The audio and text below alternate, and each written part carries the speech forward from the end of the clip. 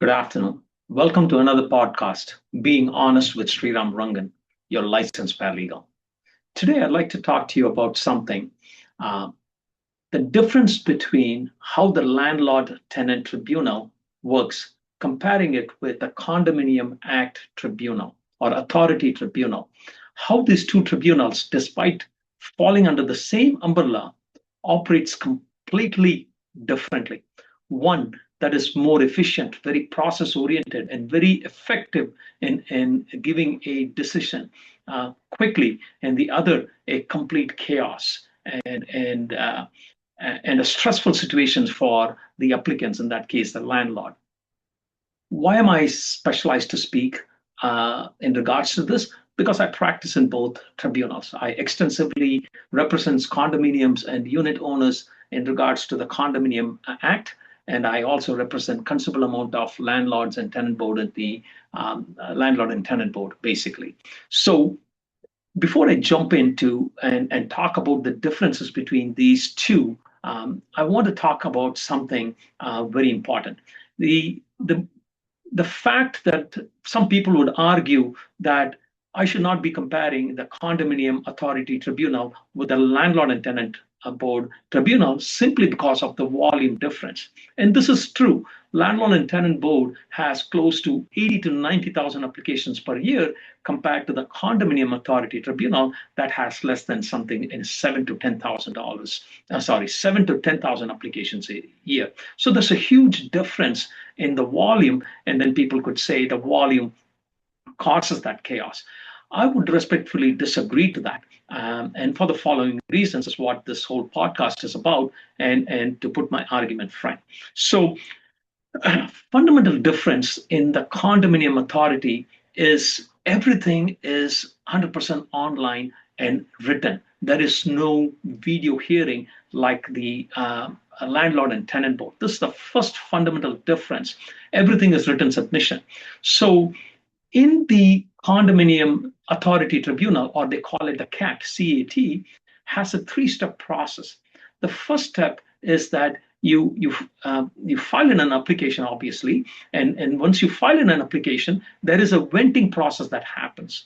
This venting process, somebody vents the application and makes sure that the application is valid, it meets all the regulatory requirements, and they approve it. Once they approve this, you have to send what we call a first notice. It becomes on you to send it. The tribunal itself doesn't send it. They put that onus on you to send the first notice to the respondent, in this case, the condominium. So you would send it, and then you would upload a proof that you sent it to them. And the the respondent, in this case, the condominium has X number of days, anywhere between 7 to 10 days, to kind of join the application. So they get a link. Once you send that when you send them the first notice, there is a link, and they click that link and they join as the respondent and put in their information. Once they join, what happens is, let's say they don't join, and you have to send two more notices to them after that. So a second notice and a third notice. And after the third notice, if they don't join, the matter is automatically goes to a third stage, they call it, which is the arbitration. Okay. So the first stage is mediation, and first stage is negotiation, second stage is mediation, and third stage is arbitration. What I was talking to you is not a stage one, it's more a venting process between the condominium authority. So somebody is venting an application. Once the application is vented and approved, they say, hey, you're approved. Your application is good to go. You send them the first notice, second notice, third notice. If they don't join, it goes into arbitration. If they join, now you go into the first stage, which is called negotiation. The CAT simply allows both parties, the applicant and respondent, to communicate within the CAT platform to see if they can negotiate. This normally takes anywhere from 7 to 10 days. After 7, 10 days, for whatever reason, you as the applicant has the power to say, you know what, this negotiation is not going anywhere. I'm going to move to stage two. And you click the button and go to stage two. So for stage one, there is a fees. You pay $25 to use that portal on stage one. Once you decided to move to stage two, you simply pay additional $50. Now it's become from $25 to total $75, and you move to stage two. A stage two, a mediator would come in and would set a whole bunch of rules, a decorum on how to participate, and everybody has to agree and sign off, say, yeah, we will follow these rules. And then the mediator starts negotiating between both parties, and then he would talk to them separately, sometimes together, and then try to make sense. If there is a mediation, if the mediation is successful, there is a consent order issued, just like in the landlord and tenant board, and the matter ends there and it's closed. If for any reason the mediation doesn't work, the mediator puts his hand up and say, too bad, I tried. And now you, the applicant, would go and pay another $100 and move it to a stage 3. So now you pay total $175. $125. So it becomes total $200 fees, and you go into a stage 3. In stage 3, an arbitrator comes in, very similar to the mediator, and sets a whole bunch of rules and sets deadline. We'll say, hey, applicant, I'm going to ask you to give your written submission by January 15th. And then you submit that. And then they will say, hey, you respondent, I'm going to give you until February 10th to respond to that. And they would do that. And then they would give you a reply by February 28th, for example. And once all this is done, you provide all your written submissions with your evidence and the whole 9 yards, and the adjudicator reads it and takes a week or two and then renders their decision, which is binding. This whole process, in my experience, has taken less than 2 months. Very, very efficient.